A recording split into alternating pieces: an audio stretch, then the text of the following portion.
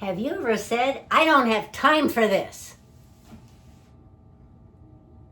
Here I am in the hospital. Who would have thought at my young age my heart would be fluttering over something other than my boyfriend Roger, who is handsome, quick-witted, and when we disagree, I just hide his hearing aids. But no, this time it's machines, beeping, flashing, watching me like I'm about ready to take off into space. I can't accept I'm lying here and nobody's taking charge and handling anything. I don't have time for this. Pull these heart monitors off. At times in your life, can you relate to being this frustrated and irritated? I'm going to march right down to the nurse's station and tell them, Nurse, I'm leaving. Ma'am, if you leave, you're responsible for the whole hospital bill. What? The hospital has to okay you to leave, and we'll do our best to find somebody as soon as possible. What?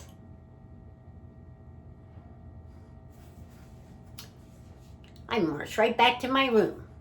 Apparently, I do have patience. It just costs money. Roger, you wouldn't believe what happened out there. Honey, when the wise, wonderful woman you are is in the driver's seat, instead of the whiny 5-year-old, life flows so much easier.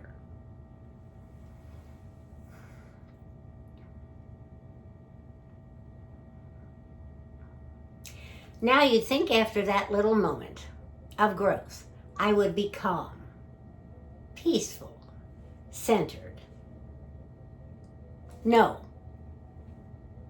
2 days later, I don't have time for this.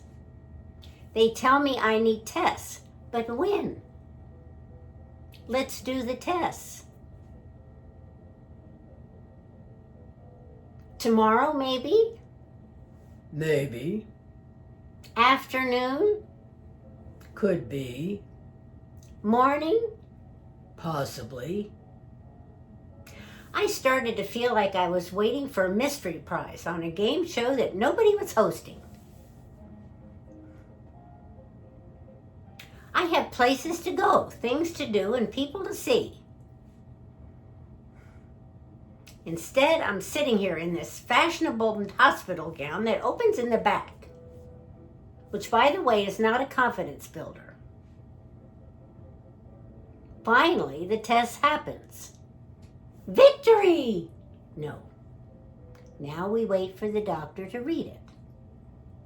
Another day, maybe 2. I don't have time for this. And oh, did I tell you about the food?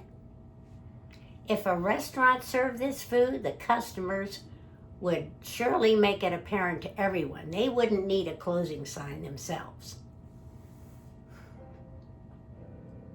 I started to suspect the food was part of the treatment plan. Let's see how strong her will to live really is.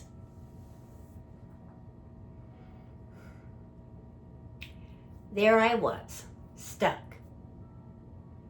Nothing to do, nowhere to go, no control over anything. And that's when it hit me.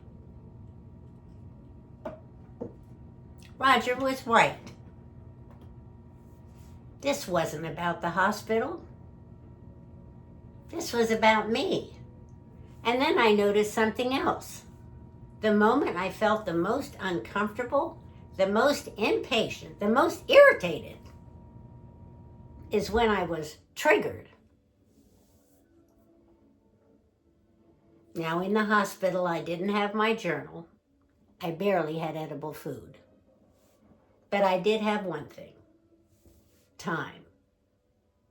Time to sit there.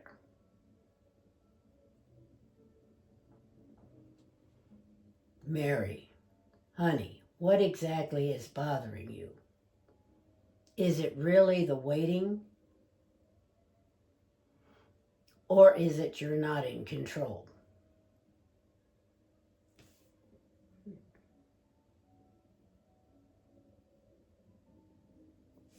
Is it really the delay? Or is it you don't like uncertainty?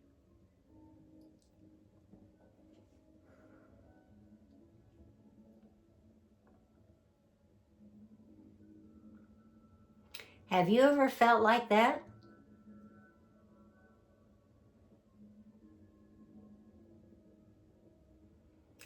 The situation wasn't causing the suffering. My thinking about the situation was. Now, I'll be honest, my first thoughts were not impressive. They were more like, this is ridiculous. This is inefficient. These people need to have a schedule.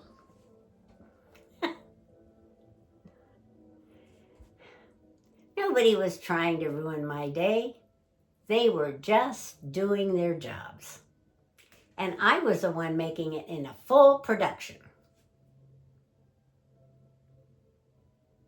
Mary, why not try something new? Instead of fighting the moment, forgive yourself for your dramatic reaction, which frankly deserved applause. Maybe this delay isn't personal.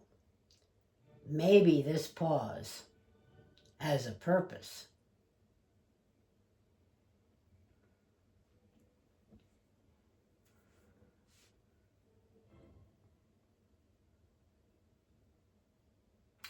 Eventually, they did release me. And yes, I walked out of there with a deep appreciation for freedom and food with flavor. But I also walked out with something else.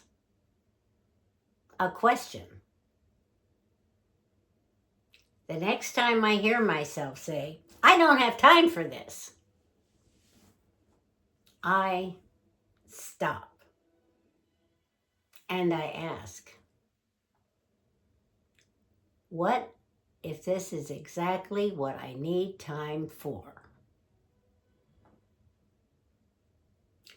This shift has brought me more peace and clarity in my own life, and I wonder if it could do the same for you. Because sometimes the moments we resist the most have the very most to teach us.